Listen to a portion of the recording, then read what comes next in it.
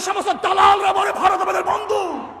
আমি দালালকে বলতে চাই, দালালের গোষ্ঠী, ও দালালের গোষ্ঠী, চাটুকারের গোষ্ঠী, গোলামের গোষ্ঠী, সব শুনে রাখো।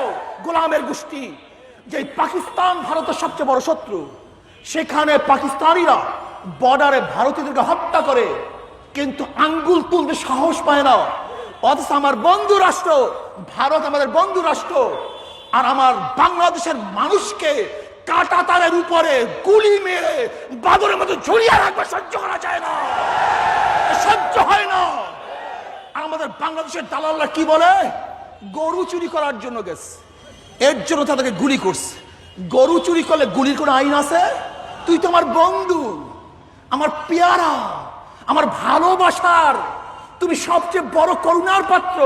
যদি আমার বন্ধুই হয়ে থাকো, আমার গরিব, আমার দুঃখী, আমার মেহনত মানুষ সেখানে গরু চুরি করতে যাবে কেন?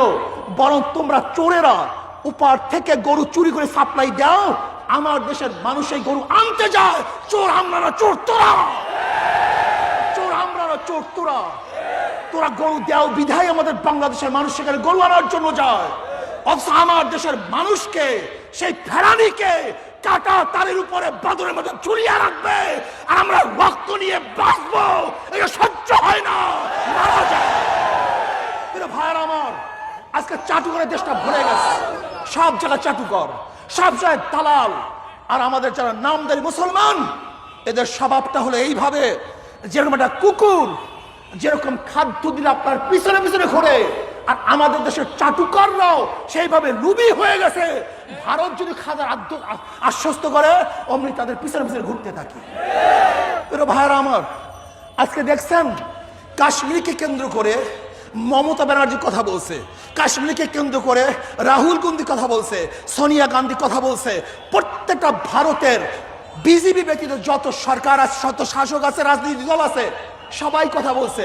কিন্তু আমাদের বাংলাদেশের সরকারের মুখের মধ্যে কুরুপ আটকিয়ে গেছে, তালাবদ্ধ হয়ে গেছে। কারণ আমাদের দেশের সরকারের মুখ হলো একটা কন্ট্রোলিং মুখ, এটা রিমোট দ্বারা কন্ট্রোল হয়। ভারত যদি কথা বলতে বলে তাহলে এখান থেকে কথা বের হয়, আর ভারত যদি রিমোট চাপ দেয় তাহলে কথা বন্ধ হয়ে যায়। ভাইয়ারা আমার, কি বলবো, সচেতন থাকেন, হুঁশে থাকেন। অবস্থা ভালো না। বাংলাদেশকে গ্রহণ করার জন্য, এই বাংলাদেশকে দখল করার জন্য যে চক্রান্ত চলতেছে, আপনাদের খবর নেই।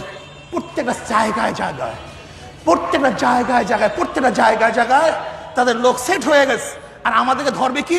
এই শালায় রাজাকার, এই শালায় গণতন্ত্রের বিরুদ্ধে, এই শালায় মুক্তিযুদ্ধের চেতনার বিরুদ্ধে।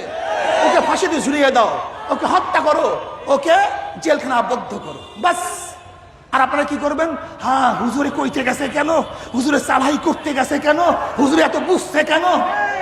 শোনো, তুমি শ্রীগালের মতো বাঁচতে চাও, তুমি শ্রীগালের মতো বাঁচতে চাও, খেতে চাও।